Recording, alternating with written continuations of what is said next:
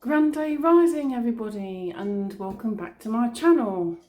Dan and I are back from our most recent trip to Scotland.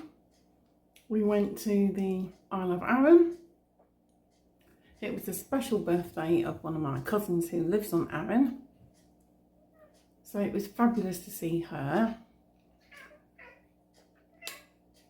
I hadn't seen her for getting on for a couple of years, since my 60th birthday. Love, love, love, love, love Arran. We both do. Dan and I both can't wait to go back again. Just everything about it. It's very picturesque, very positive energy. And it seems you're like a million miles away from the hullabaloo that's going on in the rest of the country. Unless you actually notice a newspaper in the co-op, for example, you wouldn't know what was going on. And I like that. Completely cut off from the gloom and doom. It's a very outdoorsy place. It's 56 miles all the way round, and you've got sea and forest. It reminded us a lot of La Gomera in the Canary Islands. Of course, a cooler temperature, but like La Gomera, it's a volcanic island. We had a super time at the Lag Distillery, and we went to Macquarie Moor as well to see the stone circles with my lovely cousin and her hubby. And we had a drive around the island. We saw quite a lot in our few days. We'd hired a car though, and it turned out it was a Fiat 500. So Dan said it was a bit like driving a lawnmower. You couldn't really get off the beaten track too much because the car wasn't up to it. But we had a lovely time nonetheless. It was very relaxing. We stayed at a place called the Kirk at Kildonnan. It's a bed and breakfast, and I would highly recommend it. We had a lovely time. It was very comfortable. And Christine and Steve, who run it, are lovely people, very interesting. We went on to the mainland again and stayed at Irvine in North Ayrshire. We had a trip round the Maritime Museum with my cousin Agnes and our lovely hubby, and we had ice cream at Vanilla Joe's, and then we went to Mama's for fish and chips. Agnes and I had the fish supper.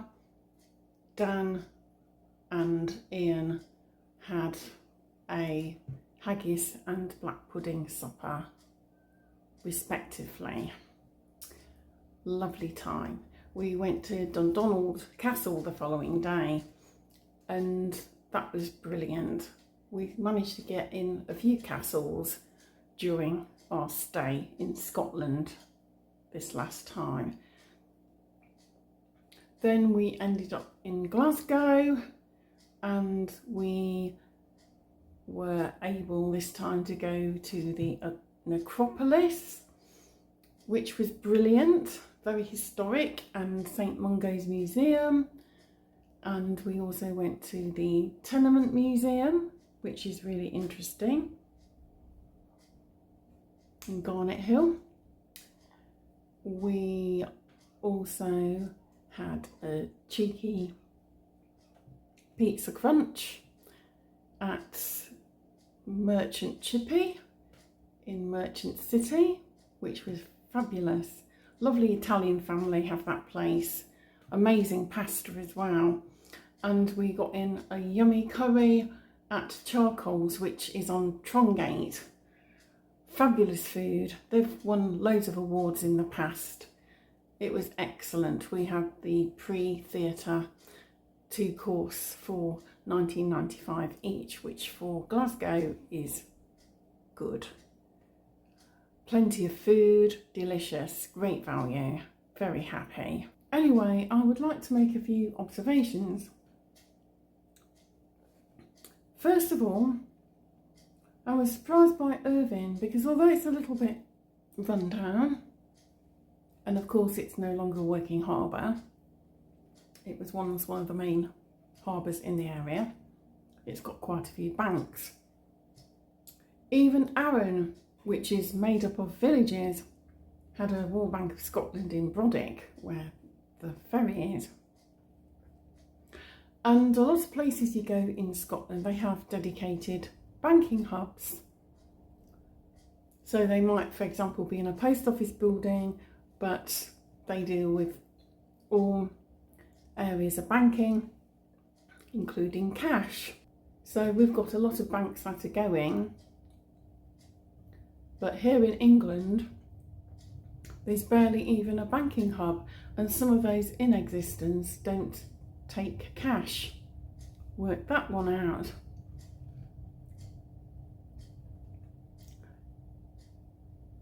I was with my mill last week in Richmond and we popped into the Halifax, and there they don't have anybody on a desk.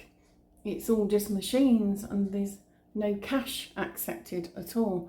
Well, I did have a few words, polite words, with the very friendly gentleman who is off to Hounslow branch after the Richmond branch closes in the middle of September. I think it's 16th of September, the last day.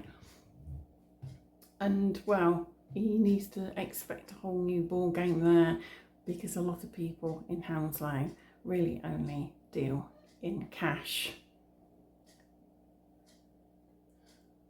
It's got a big Asian community, and I've always found that Asians like to deal in cash. Fair play to them there. Cash is king and queen. So in England in particular, we need to sharpen ourselves up a bit. The other thing is the difference in the cost of living. Of course, places like Irvine and maybe even Arran, you'll get the minimum wage. But the price of a lot of things seems to be lower than in England. If you compare, say, Irvine with Ramsgate, you'll get the same kind of demographic in terms of wages. But the prices in Irvine are lower. And of course in Scotland and Wales, people don't pay for the prescriptions either. We really are getting a bad deal here in England. Why, when we're supposed to be the United Kingdom, Great Britain, is there such a difference in the cost of living? I'm still pondering over that one. I need to be honest about that. I don't understand it, except here in England we're definitely being ripped off. Dan had his birthday while we were in Irvine. I took him to a local cafe. The cakes were all homemade. Dan had a big hot chocolate with all the dippings. I had a latte. I had a homemade Mr. Kipling style French fancy, which was about 3 times the size of the Mr. Kipling ones. And Dan had a homemade meringue filled with cream and all sorts.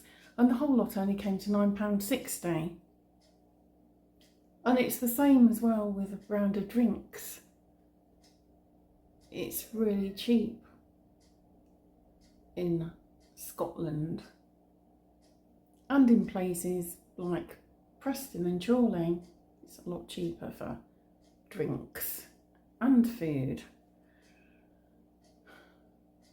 Dan and I did an event on Saturday at Deal Social Club, which was in aid of Great Ormond Street. It wasn't particularly well attended, but we did okay. I was selling my esoteric things, and we would talk about food for afterwards, what we might eat. And Dan fancied a kebab, but locally they were costing over 13 quid just for a lamb shish. And that's before the chips. That was just a shish on its own. Well, there was no way that we were going to pay that. So we went to a place instead in Deal. It wasn't particularly great, although I did enjoy the chips.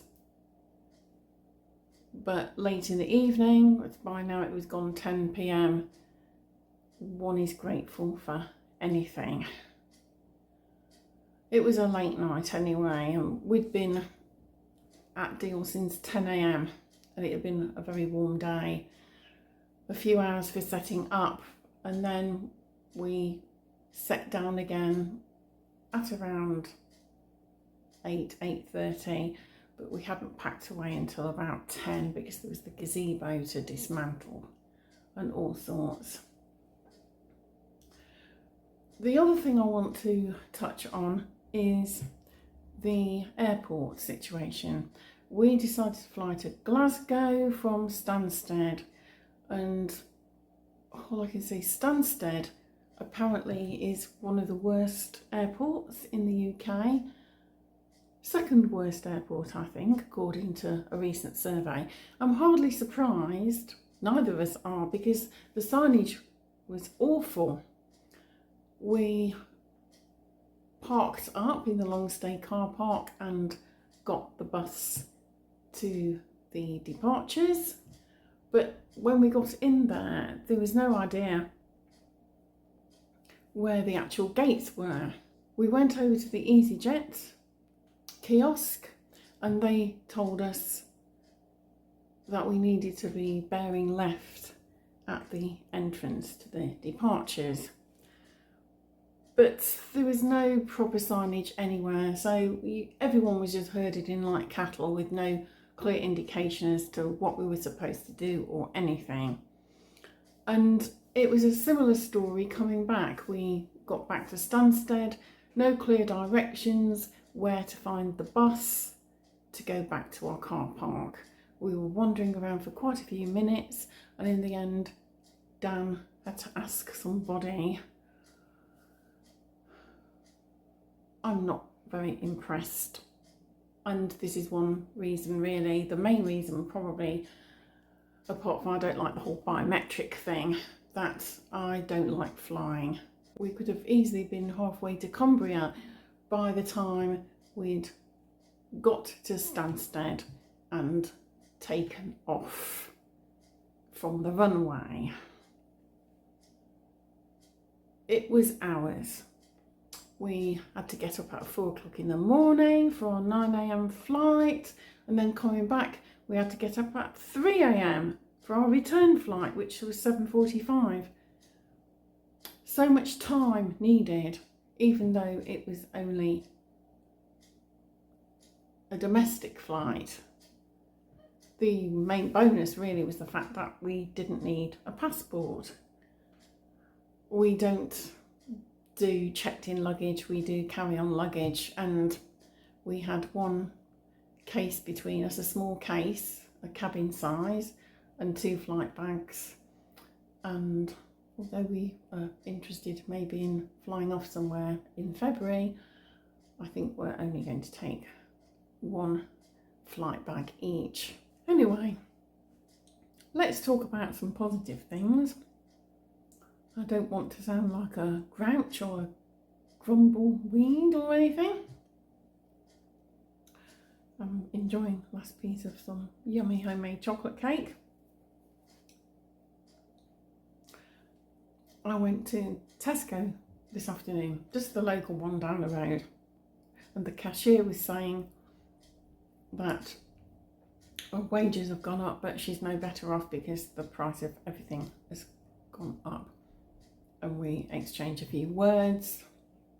She's awake like most people are now. And I was just thinking to myself how different things are from last year and the year before. The awakening now is huge.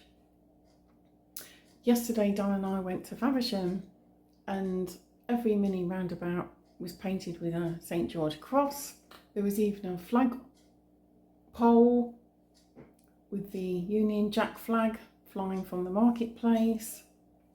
A couple of the mini roundabouts have been painted over with white and the words Free Palestine scrawled across it. But I say everywhere needs to be free.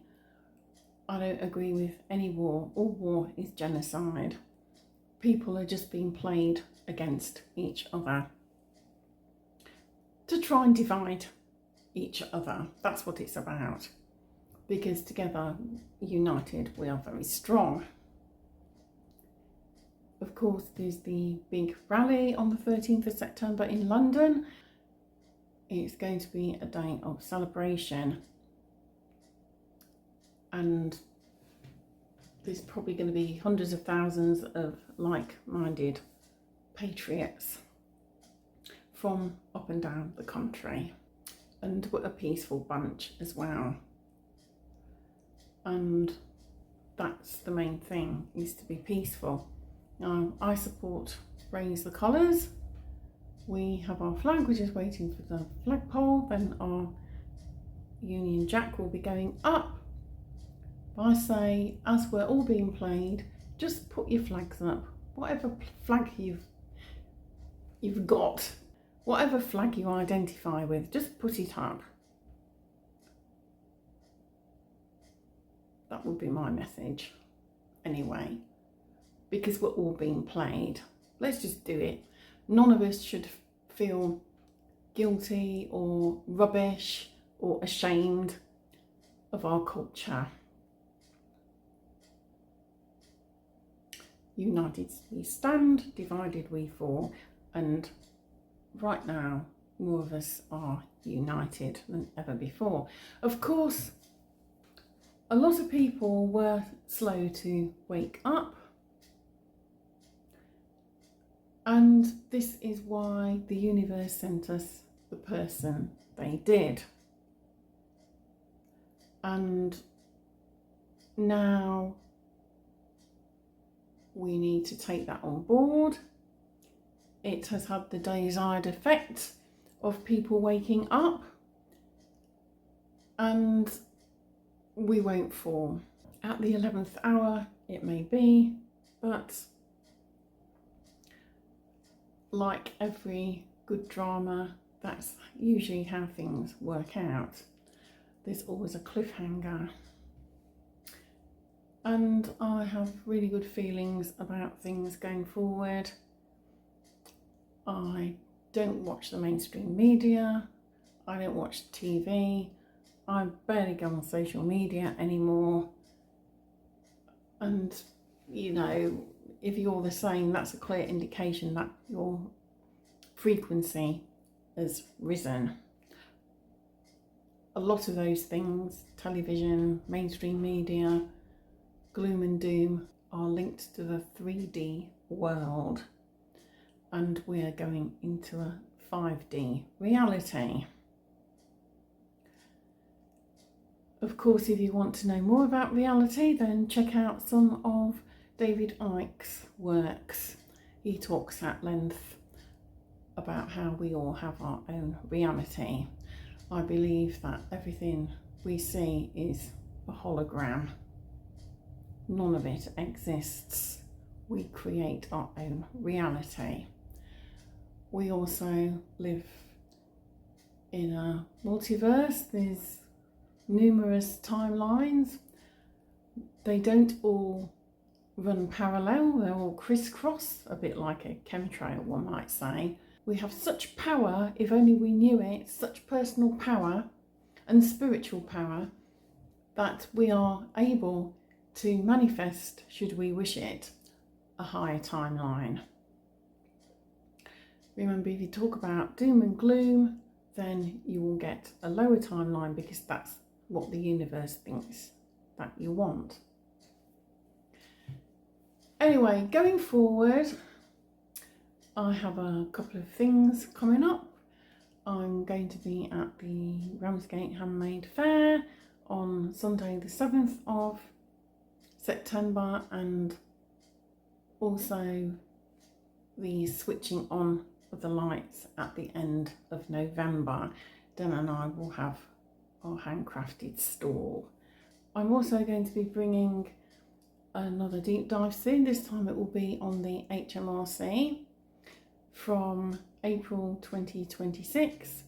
Anybody who makes a £50,000 profit on their business is going to be asked to return every quarter rather than once a year. They say it's to make it easier to pay what you owe, but I think it's inconvenience, and I also think it's more surveillance as well. And you might not necessarily end up paying less, you might end up paying more. It depends what you return. So you could find that you're a bit more out of pocket, but don't quote me on that. It's a possibility for some anyway. And then from the following year, 2027, another 970,000 self-employed are going to also be included. If they're earning 30,000 after expenses, then they will become part of this filing every quarter. So just to make you aware of that. And of course, already introduced for company directors is this new digital scheme, and you will be filing through Companies House in future rather than through the HMRC. I haven't though been in the headspace for doing any deep dives. I've been enjoying staying on the light side, and I shall continue to do so until I am ready. I also apologise profusely for not putting out much content on either of my channels for the last couple of weeks. I've been just taking a break, but there's more content coming soon. By the time you see this video, there will have been at least one new video out on either this or on both channels. Anyway, without further ado, I will love you and leave you. I hope you found this video interesting and enjoyed a little chat with me. What comments have you got to make about anything that's going on at the moment, or about the airport experience I had, or anything else? Please put any comments or conversation down in the comments below. Please share, please subscribe, ding the notification bell. You don't want to miss the deep dive when it happens. Thanks so much for watching and for sticking around. Also, thank you to all my most recent subscribers. I'm now at 190, which doesn't sound a lot to some channels, but to me it means the world.